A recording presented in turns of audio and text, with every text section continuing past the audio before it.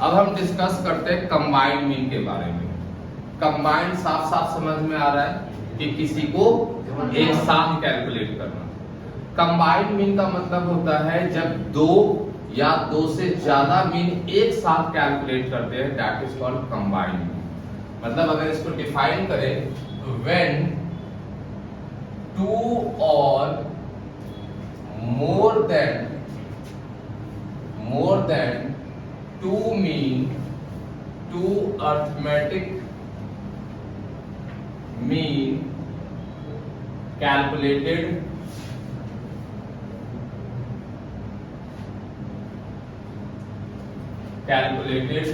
together is called combined mean। ठीक है, when two or more than two arithmetic mean, when two or more than two arithmetic mean calculated together is called combined mean। जब दो या दो से अधिक माध्य को एक साथ जब हम कैलकुलेट करते हैं तो उसको हम क्या कहते हैं, कंबाइंड। जैसे एग्जांपल के थ्रू समझो, team India and team Pakistan.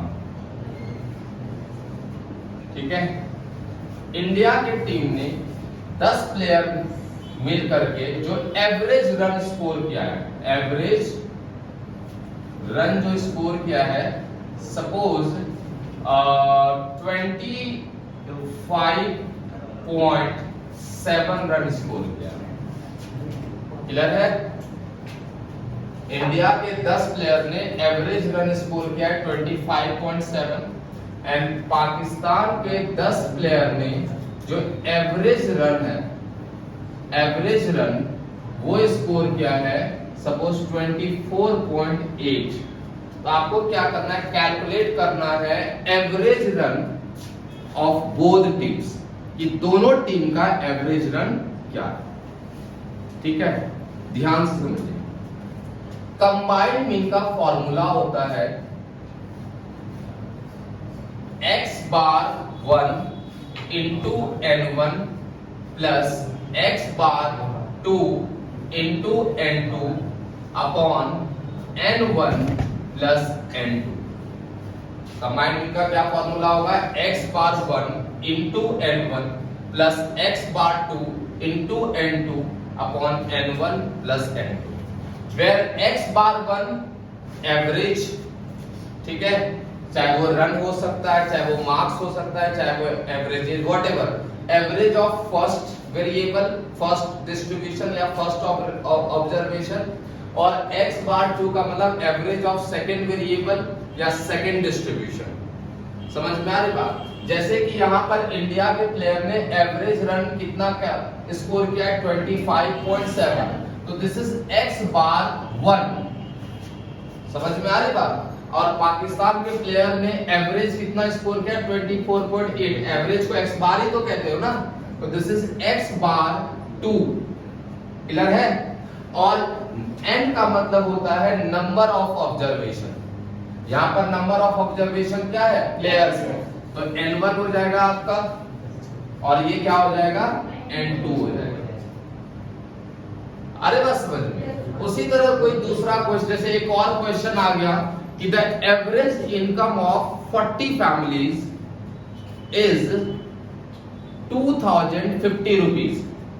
The average income of 40 families is 2050 rupees. तो यहाँ पर 40 फैमिलीज क्या हो गया, नंबर ऑफ फैमिलीज n, और एवरेज इनकम कितना है 2050, ये x बार आ गया। तो अगर यहाँ पर n1 हो जाएगा 40 और x बार हो जाएगा 2050। फिर मैंने बोला the average income of another 60 families is 3000। ठीक है, तो अनदर 60 फैमिलीज मतलब वो n2 हो गया 60, और इनकम मैंने कितना बताया, एवरेज 3000, ये x बार 2 हो जाएगा। समझ में आ रही बात? तो इस तरह के क्वेश्चंस आपके कंबाइंड मीन में पूछा जाता है। तो यहाँ पर इसका n1 10 है, n1 यहाँ भी 10 है, x बार 1 25.7 है और x बार 2 24.8। तो आपको क्या निकालना है, average run of both teams. तो फॉर्मूला क्या है, ये फॉर्मूला पुट कर देंगे, x bar 125 into 25.7 into 10, x bar 2 24 into 8 into 10 divide by 10 plus 10। समझ आ रहा है सबको? ये हो जाएगा 257 और ये हो जाएगा 248 और डिवाइड बाय 20। ऐड कर दो, 8 और 7 15, 5 4 9 और 1 10 और 2 2 4 1 5 डिवाइड बाय 20। 22 जा कितना हो गया 40, यहाँ कितना बचा 10 10 और यहाँ 10 है और यहाँ 5 है तो 105 हो गया। 25 जा 100 तो कितना बचा 5 पॉइंट लगाएंगे, 22 जा 40 10 25 जा 100 तो 25 पॉइंट कितना आ गया 25। तो average run of both teams कितना आ जाएगा 25.25। और ये फॉर्मूला कहीं से उठ करके नहीं आया, ये भी बनाया गया है फॉर्मूला। एवरेज कैसे निकालते हैं मैं ये भी बता देता हूं कि ये फॉर्मूला कैसे बना। एवरेज कैसे निकालते हो, किसी भी चीज का एवरेज कैसे निकालते हो, जोड़ करके नंबर ऑफ आइटम से डिवाइड करते हो। अगर मैं ये बोलता कि भाई इंडिया ने टोटल रन जो बनाया 10 प्लेयर ने मिल करके वो 257 रन बनाया, ऐसे ही बता दे रहा हूं, और पाकिस्तान ने टोटल रन जो बनाया 10 प्लेयर मिल करके वो 248 रन बनाया, तो एवरेज निकालो। तो आप सीधी सी बात है, सारे रन को जोड़ दो और जितना प्लेयर है उससे डिवाइड कर दो, यही तो है। इसी तरह तो एवरेज निकालते हैं ना। तो वही तो किया, 257 प्लस 248 और टोटल प्लेयर 20। तो यहां पर क्या है कि ये 257 आया कैसे, तो किसी का भी टोटल निकालना है तो उसके एवरेज से नंबर ऑफ आइटम से क्या कर दीजिए, मल्टीप्लाई कर दीजिए, तो वो क्या निकल आता है, टोटल निकल जाता है। सिग्मा एक्स होता है टोटल, सिग्मा मतलब सम होता है ना, और एक्स मतलब क्या होता है, वेरिएबल। तो सिग्मा एक्स होता है टोटल। तो टोटल कैसे आता है, x बार इंटू 1। इसीलिए यहाँ पर टोटल निकालने के लिए क्या किया, x बार इंटू n, और यहाँ पर भी x बार इंटू n। दो वेरिएबल है तो 1 और 2 नाम दे दिया। अब मान लो 3 वेरिएबल होता तो यहाँ पर होता x bar 2 into n, sorry x बार 3 इंटू n3, अब प्लस यहाँ n3 हो जाता। 4 वेरिएबल होता है x बार 4 इंटू n4 प्लस क्या हो जाएगा n4 हो जाएगा। जितना पूछेगा उतना बढ़ाते जाओ। समझ में आ रही बात? लेकिन क्लास 11 में मोस्टली 2 वेरिएबल में ही पूछा जाता है, इसीलिए मैंने आपको 2 वेरिएबल के क्वेश्चंस कराए। बोलिए समझ में आया?